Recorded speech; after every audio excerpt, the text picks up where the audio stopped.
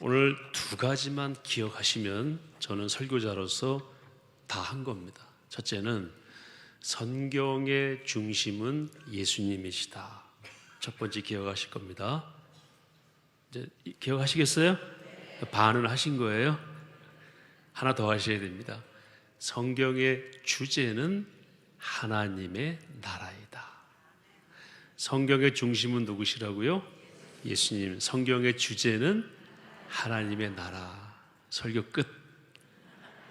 해도 됩니다.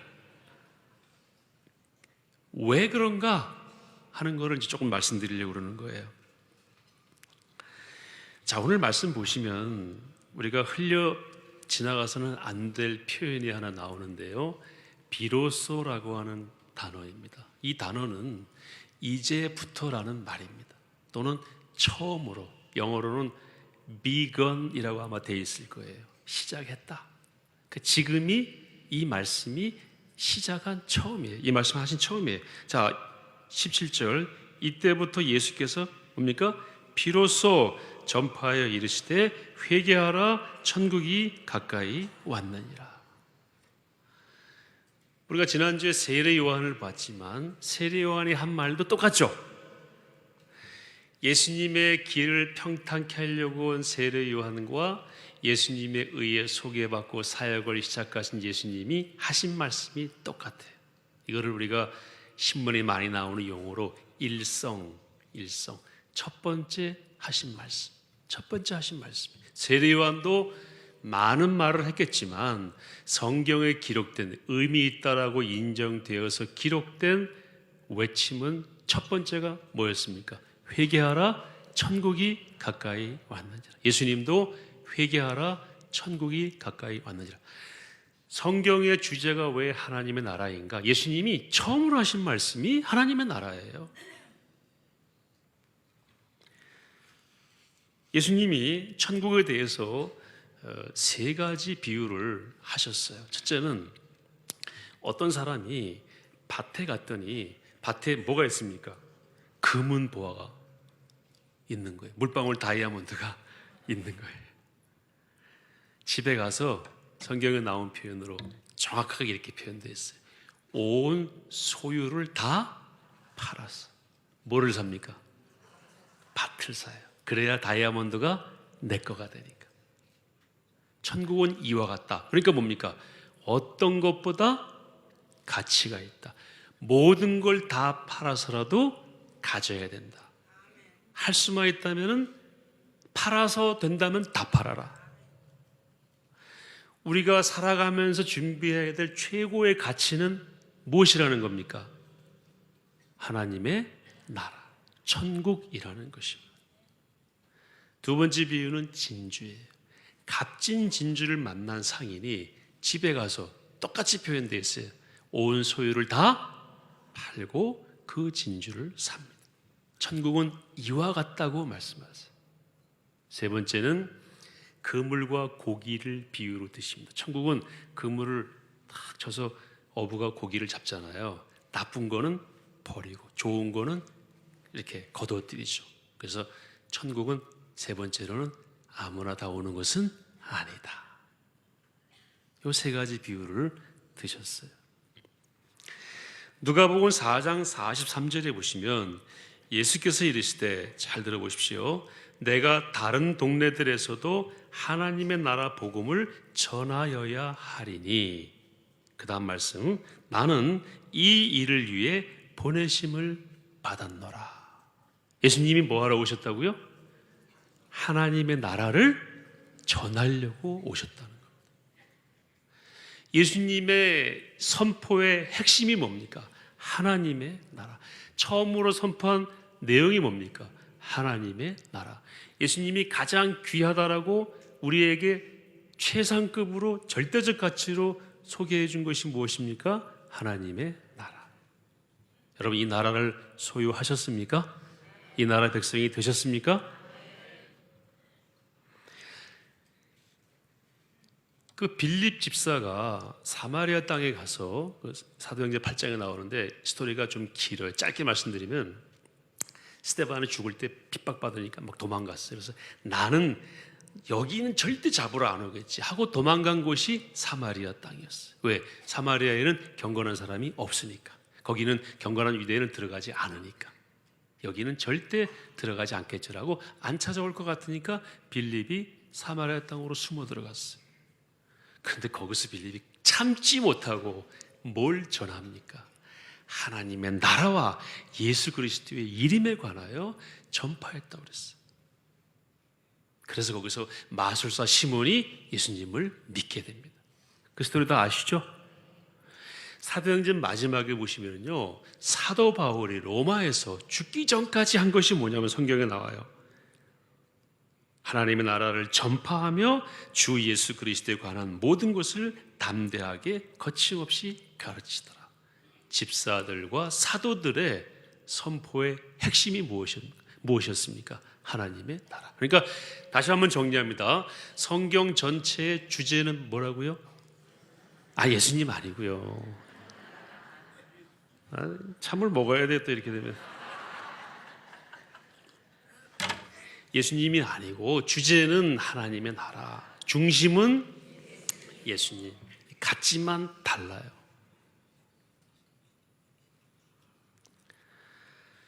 천국의 의미는 하나님의 나라이고 천국의 의미는 하나님이 왕이신 곳입니다. 우리가 예배드리기 전에 찬양했죠. 뭐라고 했습니까? 왕이신 나의 하나님, 왕이신 나의 하나님, 내가 주를 높이고 주의 이름을 영원히 송축하리이다. 천국은 어디 있느냐? 예수님께서 분명히 말씀하셨어요. 여기 있다 저기 있다고도 못하리니 하나님의 나라는 너희 안에 있는지라. 이게 무슨 얘기냐면요, 내가 하나님을 왕으로 인정하고 왕이신 나의 하나님하고 선포하고 그분의 지배를 받고 그분의 통치를 내가 받아들이면 내 마음 뭐와 같다는 것입니까? 천국과 같다. 85년도로 기억이 되는데 천주교의 아주 유명한 주교님이 KBS에 어떤 탤런트와 100분 대담을 했어요. 그때 탤런트가 아주 유명하신 국회의원도 하신 분이 물었습니다. 주교님한테. 주교님, 그런데 천국은 정말 있는 겁니까? 물었더니 아니, 천국은 내 마음에 있죠라고 말씀하셨어요. 그건 잘못된 말이에요. 여러분, 천국이 있습니까? 없습니까? 있지요. 여기서 말씀하신 건 뭐냐면은 하나님의 왕되심을 내가 받아들일 때, 그럴 때 내 마음이 천국과 같다는 그런 표현입니다. 그래서 그 다음 주에 제가 그때 남서울교회를 대학생 때 다녔었는데 홍정길 목사님이 그 프로그램을 보셨어요. 설교 시간에 대놓고 말씀하셨어요. 잘못된 거라고. 저 그래서 마음에 큰 위로를 받았어요. 하나님의 나라는 있습니까? 없습니까? 있어요.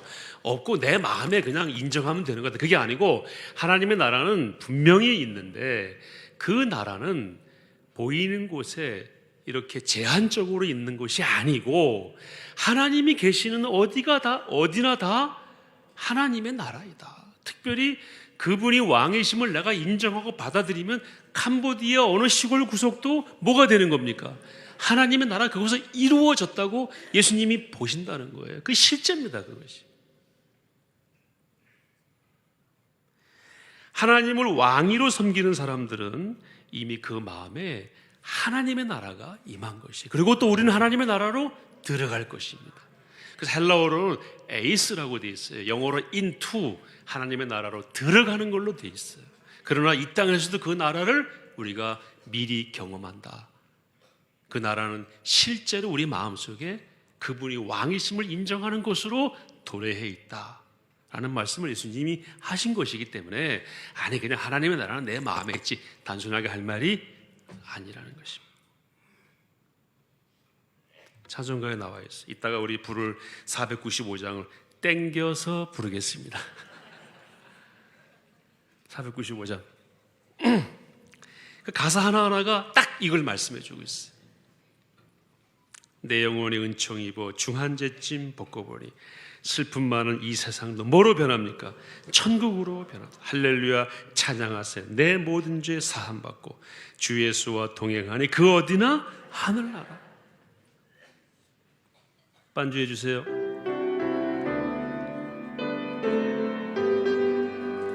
내 영혼이 은총 입어 중한 죄짓 벗고 보니 슬픔 많은 이 세상도 천국으로 화하도다. 할렐루야 찬양하세. 내 모든 죄 사함받고 주 예수와 동행하니 그 어디나 하늘나라. 주의 얼굴 뵙기 전에 멀리 뵈던 하늘나라 내 맘속에 이루어지니 그날로 가깝도다. 할렐루야 할렐루야 찬양하세. 내 모든 죄 사함받고 주 예수와 동행하니 그 어디나 하늘나. 높은 산이 거친 들이 초막이나 궁궐이나 내 주 예수 모신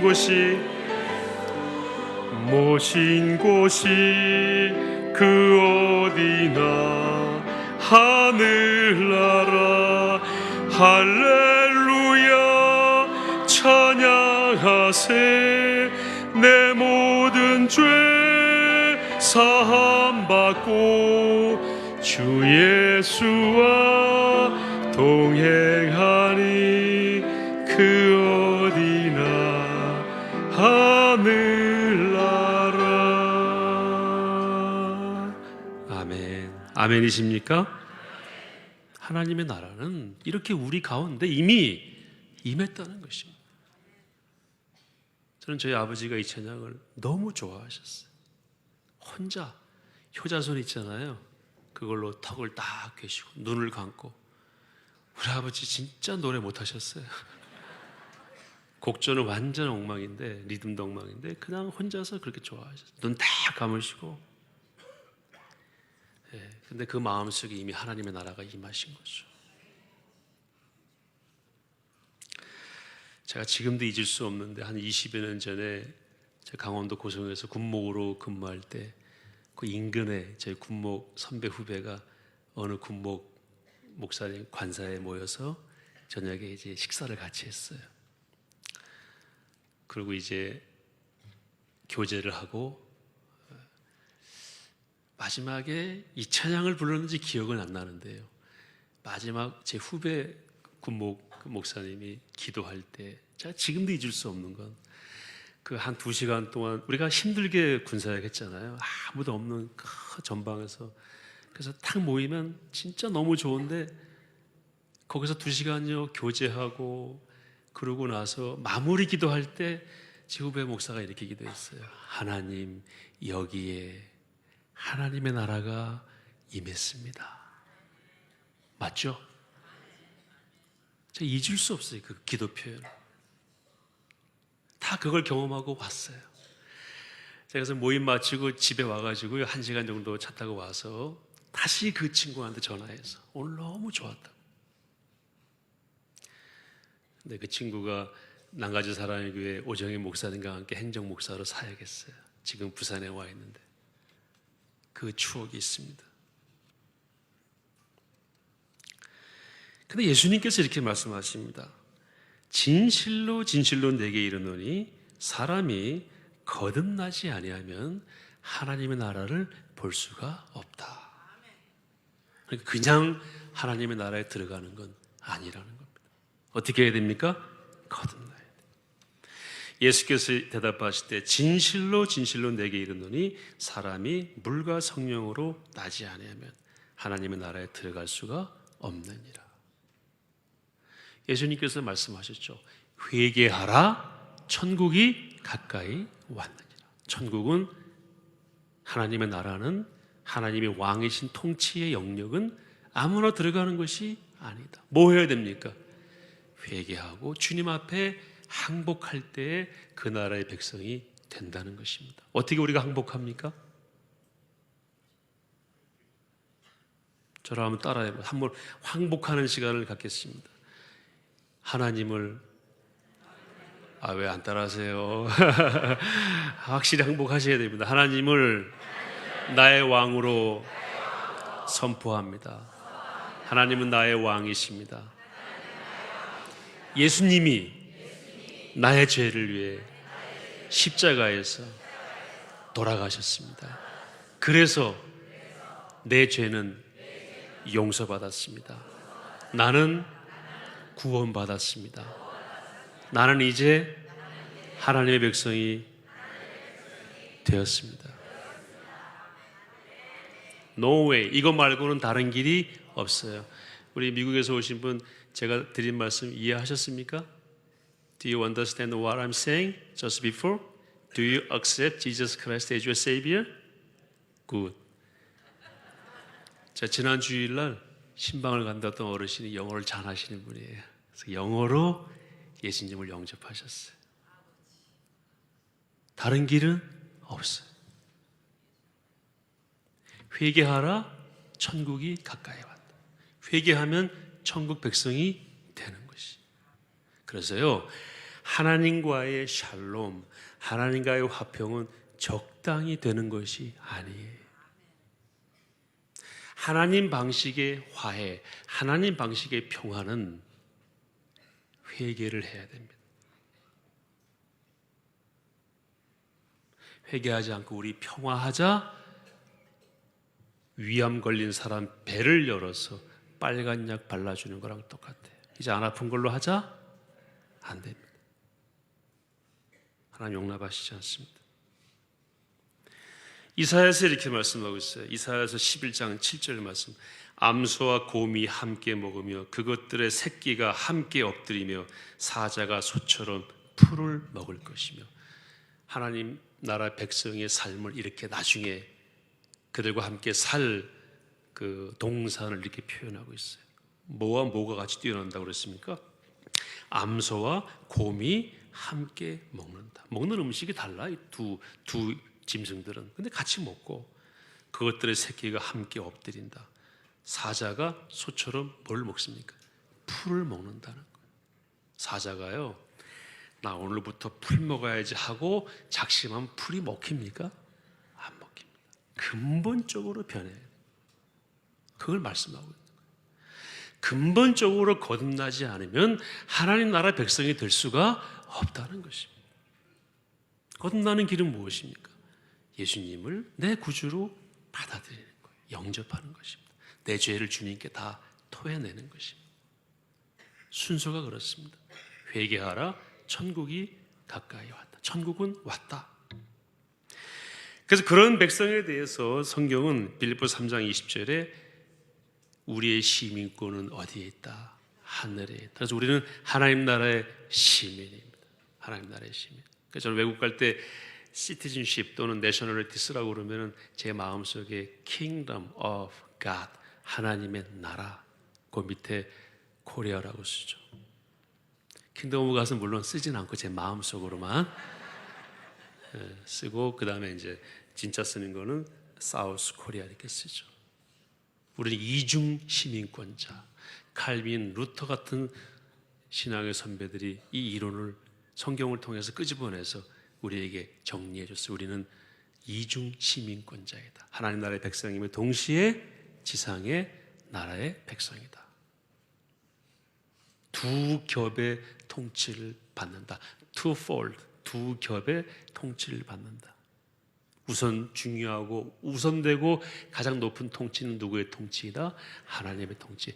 우리가 하나님의 통치를 받는 것을 존중하고 인정하는 지상의 통치권은 하나님 인정하시지만 그렇지 않은 것에 대해서 우리가 저항해야 한다라는 것이 그리스도인의 저항권으로 종교개혁 시대에 정리가 됐어요. 만약에 정부가 어느 나라 정부가 하나님 못 믿게 하면 그건 좋은 정부 아닙니다. 캄보디아는 어떤지 모르겠습니다. 옛날에 못 믿겠죠. 좋은 정부 아니에요. 그런 정부들은 다 역사의 심판을 받았습니다. 하나님의 통치를 자유롭게 받아들일 수 있는 그런 나라가 하나님이 인정하시는 나라인 것입니다. 다시 한번 정리하겠습니다. 성경의 중심 인물은 누구세요? 중심은 예수님. 성경의 주제는 하나님의 나라. 복음서에만 100번 이상 나옵니다. 하나님의 나라. 하나님의 나라를 전파하러 오셨다고 그랬어요. 그리고 하나님의 나라는 제한된 곳이 아니라 역동적으로 하나님의 왕이심을 받아들이는 사람들이 옮겨가는 곳들마다에서 표현된다. 하나님 나라 확장은 그러므로 무슨 의미가 있는가 하면은 하나님을 왕으로 모신 사람들이 많이 늘어나는 거예요. 선교가 하나님 나라 확장입니다. 그리고 하나님 믿는 사람들이 만든 제도나 문화가 점점 많아지는 거예요. 문화로 바뀌는 것입니다. 이것이 하나님 나라의 확장이고 그것은 우리의 사명인 것입니다. 사탄이 하나님의 나라의 도래를 보고 긴장했어요. 그래서 뭐 하려고 그랬습니까? 예수님을 죽이려고. 예수님이 하나님 나라 가지고 오셨잖아요.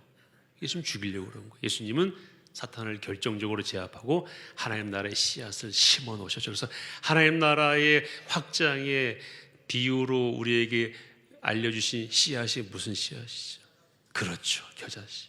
겨자씨 하나처럼 작지만 계속해서 확산한다. 그걸 두려워해서 사탄이 예수님을 죽이려고 그랬고, 죽이려고 했지만 죽이는 그것 때문에 겨자씨가 이 땅에 꽂혀지고 확산되는 일이 만들어지는 역설적인 승리를 하나님이 우리에게 허락하셨다라는 것입니다. 하나 예만 드리고 말씀 마치겠습니다. 제가 찾아보니까요, 세계에서 섬이 제일 많은 나라가 인도네시아라고 하더라고요. 얼마나 많겠어요? 18,108개래요. 18,108개인데 12,000개가 사람이 살 수 없대요. 6,000개 정도의 사람이 사는데 자기 나라 대통령이 누군지도 모르는 사람이 여기 있는 거예요. 필리핀은 한 40% 정도의 섬이 중앙정부랑 상관없이 돌아간다고 그러죠. 그러니까 국민은 필리핀 국민인데 대통령이나 왕의 통치를 받질 않아요. 땅은 필리핀 땅인데. 뒤집어서 다른 예를 말씀드릴게요. 우리나라에 와 있는 미국 사람들 있죠. 주한미군들. 전 주한미군 부대를 자주 들어가서 봤으니까 그 예를 말씀드릴게요. 딱 주한미군 부대 딱 들어가는 순간 교통 시스템이 미국식입니다. 가끔 옛날에 헌병들이 지키고 서 있다가 한국 사람들이 신호 안 지키고 가면은요, 또 따라와서 티켓 발부했어요. 티켓도 뭐로 내야 됩니까? 달러로 내야 됩니다. 거기 버거킹에서 파는 햄버거도 달러로 사 먹습니다. 우리나라에 와 있지만 그 사람들은 누구의 통치를 받고 있습니까? 미국. 이제 이해되시죠? 우리가 지상에 살고 있지만 하나님의 나의 왕이심을 믿고 그 통치를 받아들이는 사람들이 모여 있다면 여기는 어디라는 것입니까? 하나님의 나라다. 그런 사람들이 옮겨가는 곳은 다 하나님의 나라가 옮겨가는 곳이다. 하나님의 나라는 이미 이 땅에 임했다, 도래했다. 그러나 아직 사탄과의 전쟁이 있기 때문에 완벽하게 이 땅을 우리가 하나님의 나라로 만들지는 못한 그 상태를 전문 용어로 긴장 상태라고 얘기합니다. 이미와 아직의 긴장이에요. 이미 하나님의 나라는 시작됐죠. 누구 때문에? 예수님 때문에. 그런데 아직 완벽하게 이루어지질 않았어요. 그래서 우리가 지금 뭐 하고 있는 겁니까? 긴장하고 관심을 갖고 전투하고 있는 거예요. 저는 국경에서 근무했잖아요. 사실 국경이라고 말하기 뭐하지만 휴전선에서 7년을 근무했단 말이에요. 거기 뭐라고 써 있는 줄 아세요? 눈 감으면 죽는다. 견적 필살, 적을 보면 반드시 어떻게 해라? 죽여라. 이리 와 도시락 주가. 안 돼. 반드시 죽여야 돼요. 그 다음에 한 놈 잡자. 이런 표현도 있어요. 반드시 잡는다. 보더라인, 경계선에 있는 군인들은 긴장합니다. 24시간 깨어 있습니다. 왜요? 국경이기 때문에. 서로가 뭐 하는 중이기 때문에. 전투하는 중이기 때문에. 영적인 전투 현장에 우리가 프론트라인, 제일 앞에 나와 있습니다. 긴장해야 됩니까? 안 해야 됩니까? 저는 9시 뉴스를 볼 때마다, 요즘은 잘 보지도 않지만 뉴스를 볼 때마다, 신문을 볼 때마다 하나님의 나라를 침범하는 소식이 너무 많은 거예요. 그러니까 막 긴장되는 거예요. 그 신문 보면 잠을 잘 수가 없을 때가 많아요. 오늘도 아침부터 제가 보거나 들은 이 기사 가운데 하나님의 나라가 침범되는 그 전차 소리에 해당되는 기사들이 얼마나 많은지 몰라요. 하나님 백성이 아닌 사람들은 그냥 차 소리지만 하나님 백성은 그걸 뭘로 듣는 겁니까? 하나님 나라를 침범하는 공격의 소리로 듣는 것입니다. 그래야 깨어있는 그리스도인인 것입니다. 이 전투가 지금 우리가 살아가는 일상인 것입니다. 그러므로 그냥 캐사라세라 안 됩니다. 니나노 안 됩니다. 여러분, 하나님께서 하나님 나라로 부르시는 그날까지 뭐 하셔야 됩니까? 깨어서 전투하셔야 됩니다. 이것이 교회의 전투적 의미입니다. 제가 그림 하나 보여드리고 마치겠습니다.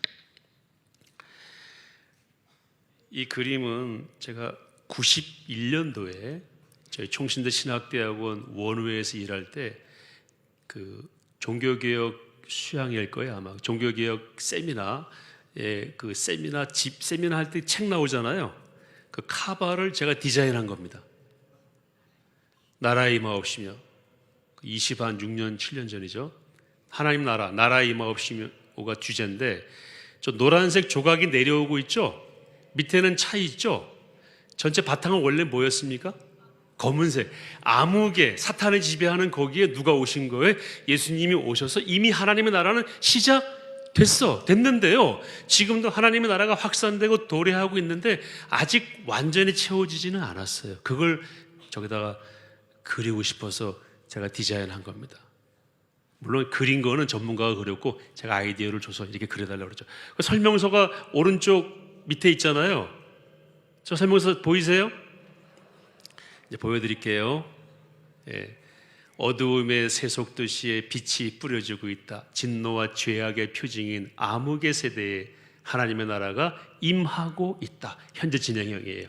언젠가는 빛 조각으로 차올라 어둠을 어떻게 할 것이다? 덮을 것이다. 주님이 오시는 그날엔 암흑이 물러가리라. 빛이 주장하리라. 저것이 우리의 소망입니다. 우리는 하나님 나라의 백성입니다.